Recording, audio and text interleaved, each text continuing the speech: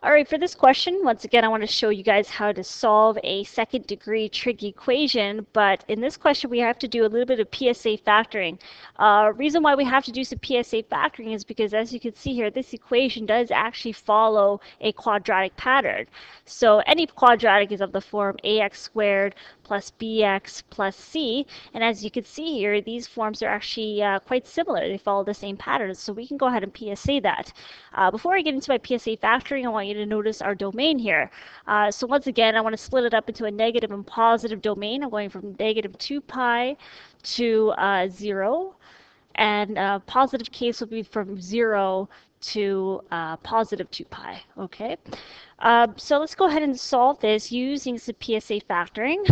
So I'm going to go ahead and set up my PSA chart as follows. My product is going to be 2 times the negative 1, which gives you negative 2, and the sum is equal to the middle term, which is negative 1.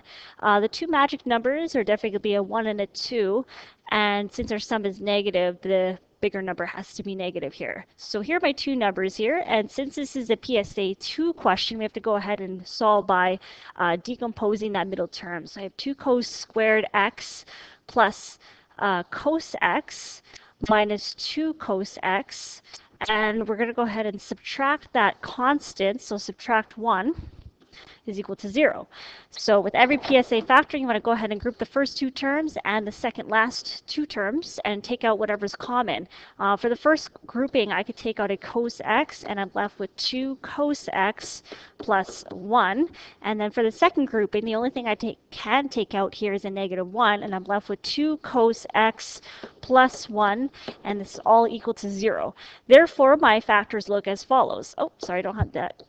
Need an equal sign there. So we go ahead and factor out 2 cos x plus 1, multiply that by cos x minus 1. Okay, so as you can see here, we're actually going to be solving two different equations here. With factoring, you want to go ahead and set each factor equal to 0. So 2 cos x plus 1 is equal to 0. Therefore, if I isolate cos x, I get negative a half. Second equation, you want to set it equal to 0. Therefore, my second equation that I must solve is cos x is equal to 1. So let's go ahead and solve the first equation. So we want to look on the unit circle here. Where are my x coordinates? Negative a half.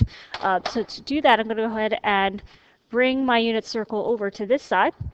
And we're going to just observe a couple things here. Keep in mind the domain that we are working with here. So where's cos? In which angles here is the x coordinate equal to negative a half? So we're looking at quadrant 2 and 3 here. So you could see here negative a half as the x coordinate occurs at 2 pi over 3.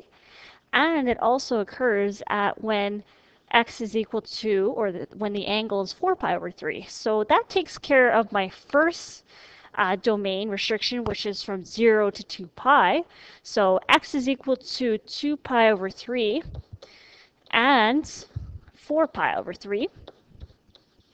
But we also have the case where we're going from negative 2 pi to 0. So we're going in that clockwise direction. So negative 2 pi is right here, right? And 0 is at the same spot. So I need to look within that range going in the clockwise direction. In the clockwise direction here, we do have two possible angles here. So here's the first terminal arm. So this angle right here. And then the second terminal arm is right there. So go ahead. I drew that the best I could there.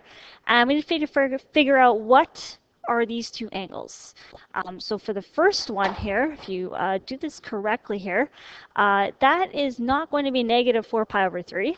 That angle is actually going to be equal to negative 2 pi over 3. And the reason why I say that is because this, whatever this angle is equal to that angle. So, but it's going to be the negative case of it anyways. Remember, that angle was 2 pi over 3.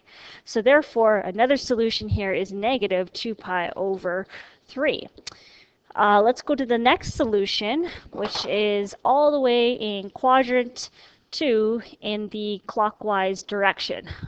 So that angle is once again not negative 2 pi over 3, but that is going to be equal to negative negative 4 pi over 3. And one way you can see that is this, whatever this angle is the same value as the measurement from here to here. Okay, so we already discussed what that angle was, and that was 4 pi over 3, but since we're going in the clockwise direction, it should be negative, okay? So we have negative 4 pi over 3 as a fourth solution, but that's only for the first equation. We have to address the second equation. At what angles of x is the x coordinate equal to 1? As you can see here, it only occurs in one place here, and it occurs right here. So as you can see here, my x-coordinate is positive 1.